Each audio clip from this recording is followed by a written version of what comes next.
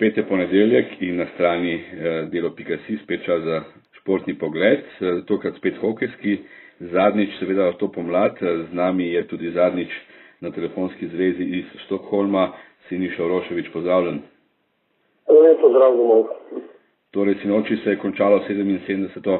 svetovno prvenstvo v hokeju na ledu, veliko švedsko zmagoslavje sredi Stockholma. Kakšna je bila kaj noč po tej veliki zmagi? Zabavno, zanimivo pa predvsem zaradi tega, ker je redko videti, da se poraženci enako veselijo kot zmagovalci. Prav enako glasni kot domači švedski navijači so bili res številni Švicarji, kjer je za njih bil izjemen podvig uvrstitev v finale. Oni so se prišli navijači se zdaj zabavati v Stockholmu za vikend in da so oboji pripravili tako pisano slavijo okrog dvorane in potem tudi vmes. Sicer razplet 5-1 za Švede, zasluženo potem, kar smo videli, mar ne? Ja, zasluženo. Na koncu pa vendarle odločila kakovost posameznikov in ta je dejansko na švedski strani. Švedska je za letošnje leto sestavila za to prvenstvo res močnejšo ekipo kot ponavadi v zadnjih letih, tudi večinoma močnejšo kot v vrstah tekmecev. Tisto odločilno pa bilo vendarle, da sta na koncu prišla brata dvojčka Sedin in ona dva res prispevala izjemen delež. Ni vedno nujno, da igralci za NHL igrajo tako dobro in učinkovito tudi na prvenstvu, ampak v njunem primeru je pa to bilo in tudi včeraj so bila glavna enaka finalna tekma. On seveda odličnem Enrotu Lovracić. No, Švedi so slavili 9. naslov svetovnih prvakov, šele prvega na domačem ledu. Zakaj je v hokeju tako težko zmagati doma? To se vsi čudijo in po vrhu v hokeju prvenstvo so tako vsako leto, celo tudi leto olimpijskih iger. Edini, ki so zmagali doma, so recimo bili Kanadčani na olimpijskih igrah v Vancouveru, ampak od svetovnih prvenstvih pravijo vsi igralci, da je to res neverjeten pritisk, da jim klečne kolena v zadnjih momentih, ko je treba nekaj narediti domov. In potem so pa še dodatno obremenjujejo, ker iz leta v leto nobeno zmaguje doma. In tudi včeraj smo se potem pogovarjali, da je bilo vprašanje, kaj bi bilo, če bi pa vendarle stala na nasprotni strani katera od močnejših zaslanic. Res je Švica igrala fantastičen hokej, vse te dni imela to neverjetno voljo v garderobi, o kateri so nam govorili in igralci in selektor Simpson. Ampak kaj bi recimo bilo, če bi bila na drugi strani Češka ali pa z letos 10 igralci za NHL, ali pa Finska, če bi se stavila tako močno množstvo kot v preteklosti. Torej, zanimivo je ta psihološka ovira je tak domači let. No, ampak na drugi strani je bila Švica brez dvoma senzacija tega prvenstva. Je sploh kdo pričakoval, da lahko pride tako daleč? Je bilo moč pred leti slutiti kaj takega? Nenazadnje se spomnim, da pred recimo 15 leti sta bila slovenski in švicarski reprezentančni hokej dokaj enakovredna. Je bilo zelo enakovredno. Mi smo igrali skupaj v olimpijske kvalifikacije, igrali smo v skupini B v začetku 90-ih let.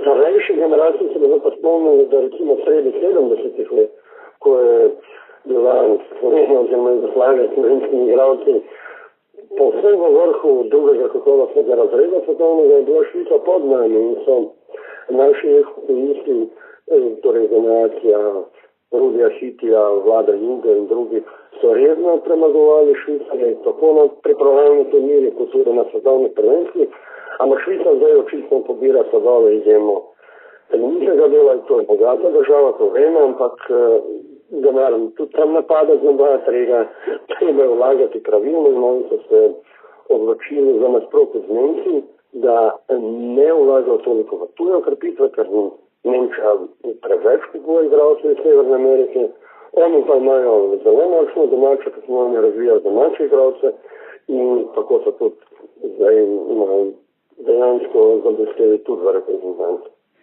No, če pogledava spodnji del lestvice prvenstvene, 15. Avstrija, 16. Slovenija, mi in sosedi se poslavljamo od A skupine. Ali to kaj pove o moči tega našega prvenstva oziroma odprtega prvenstva Avstrije, v katerem je nastopala Olimpija v zadnji sezoni? Seveda pove veliko. To je zelo realna podoba na koncu, kakorkoli obrnemo. Če bi bila Avstrija sama močnejša, če bi bila recimo nekje bliže ravni Švice, verjetno tudi ne bi igrala odprtega prvenstva, ampak igrala samo svoje tekmovanje. Tako pa se pač te male državice, recimo če Avstrija malo večja, v tem nekdanjem avstralskem prostoru povezuje med sabo in moštva igrajo v enem izenačenem tekmovanju, v tem sploh ne dvoma, tudi vemo, ko pride prave tekme, recimo končnice v EBL, da je to res zanimivo, ampak vendarle kakovost nižje od švicarske in še seveda katere druge konkurence v bližnjem prostoru. No, vseeno v sedanjih razmerah je ta Liga EBL nekakšno okno svet za naš klubski hokej. Kaj se obeta za prihodnjo sezono? Kolikor vem, si v Štokholmu srečal tudi direktorja lige. Kaj ti je zanimivega povedal okoli usode Jesenic v prihodnje?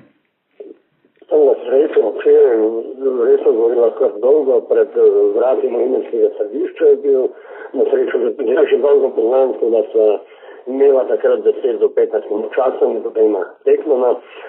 Povedal mi je tako, da je ta moment pač 11 klubov prijavljenih, ker nam čaka, ne gre več računati, ker odhaja v KHL, v odprto rusko prvenstvo. Med vsemi možnimi novimi kandidati oziroma starimi so pa ta moment edino Jesenice, kjer so se podrli nekateri načrti od Slovaške, navzočnosti okrog novega madžarskega kluba. Na Jesenice pa tudi EBL pritiska, želeli bi se njihovo navzočnost, predvsem iz nekega spoštovanja tradicije in iz neke odlične baze igralcev, ki so vedno prihajali iz Jesenic in tudi spoznajmo res lepi prihajajoče novi dvorani, ki ne bi bila ena najlepših tukaj v tem srednjem evropskem prostoru in se jim zdi škoda, da ne bi igrali in seveda pa tudi Jesenice mora pokazati voljo, nek projekt in si zagotoviti tudi vsaj toliko spodoben proračun. V četrtek bo sestanek predsednikov klubov, ta četrtek v Celovcu in tam že mora biti jasno, kdo bo zdravo novi sezoni. Pa kaj pričakuješ, bodo Jesenice ponudile rešitev za hitro vrnitev v Avstrijsko ligo? Koliko z distanco poznamo države iz Štokholma, imajo zdaj res lepo priložnost, da se vrnejo, seveda pa bi bilo pogubno, da bi pa šli brez nekih zagotovil in potem ponovili novo zgodbo o problemih, ampak zdi se mi pa, da se tukaj tudi v Štokholmu zelo toliko ljudi zbranih in imela iz Avstrije, tudi iz Rusije, pa če vemo, da so Rusi resniki Akronija, torej dolga leta glavnega pokrovitelja Jesenic, in na nekatere povezave slovenskih funkcionarjev z ruskimi, takrat tudi mislim na nekdanjega predsednika Hokejske zveze Meška Androvčiča, ki je bil vse dni tukaj. Potem se mi zdi, da pot vrnitve v EBL za Jesenice ni nemogoča in da bodo vsi našli skupni interes. Pa se vrniva še malo k reprezentanci, torej svetovno prvenstvo za njo, 16. zadnje mesto in izpad, zdaj pa veliki olimpijski izziv in Soči. Kaj se dogaja okoli olimpijskega turnirja in dogovora o prekinitvi v Ligi NHL? Ga bodo dosegli, kako daleč so?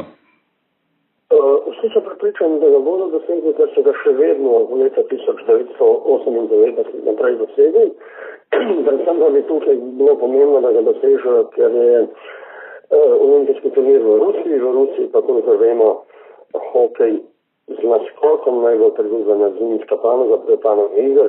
Mogoče je primerljivo z njoj samo umetniško drsanje, ampak v umetniškem drsanju gre za drugačno občinstvo in tudi manj tekmovalnega naboja pri gledalcih, kot je to na hokejskih tekmah. Mi se ga pa še dosegli. Nekateri so govorili, da bi bila izjemna priložnost, da ga dosežejo zdaj tedni v Štokholmu, glede na to, da je tukaj bilo in vodstvo NHL-a in visoki funkcionarji iz Ruskega olimpijskega komiteja in seveda sedmi predsednik Mednarodne zveze Rene Šacel. Zelo blizu so dogovora, ne gre več za neke denarne uganke, to se točno ve, koliko se zavarovanja, koliko izgubi dejansko in kaj, če za 14 dni prekina tekmovanje, ampak po drugi strani kaj to pomeni za reklamo hokejske igre. Tako da gre za malenkostne še detajle okrog nastanitev, okrog varnosti in tako naprej, tako da gre pričakovati, ne vem, za bo poletje, če ne prej pa ta podpis, ko bo še jesenski kongres in IHF, ta je pa septembra. Hokejski turnir v Sočiju bo gotovo en vrhuncev za slovenski šport na ledu.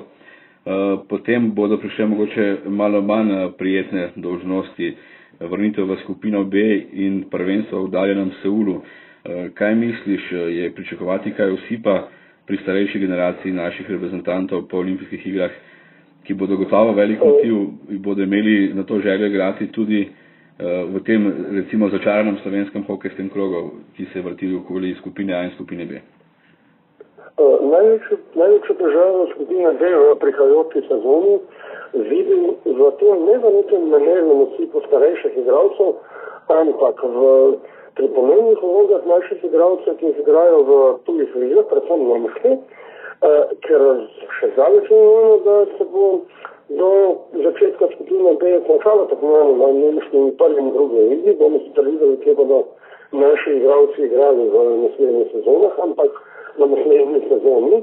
Ampak vem pa, da ti trije, ki jih imamo v elitni nemški ligi, torej Rok Tičar, Aleš Kranc in Mitja Robar, ostajajo pri svojem in še Robert Sabovič v Liga štatov, oni vsi štirje ostajajo v svojih tekmovanjih, mislim, v svojih nemških klubih.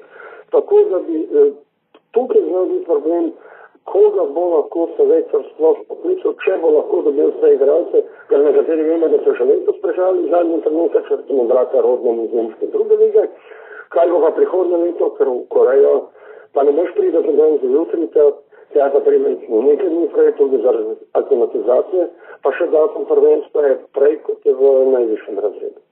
Kaj praviš, torej se bomo hitro vrnili ali nas čaka spet nekaj letno čakanje, morda tudi spet prirejanje svetovnega prvenstva skupine B doma, da bi se potem vrnili med elito?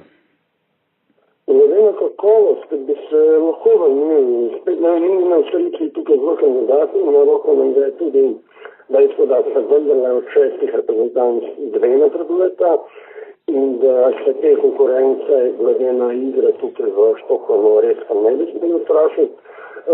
Bo pa treba zelo videti logistično, kako se lotiti projekta, kdaj narediti priprave in s katerimi igralci se bo dalo računati za to prvenstvo skupine B, ki je pa res škoda, da nekaj bliže, saj v Ukrajini, če ne še kje bliže, ampak je za nespetalno novo kraj.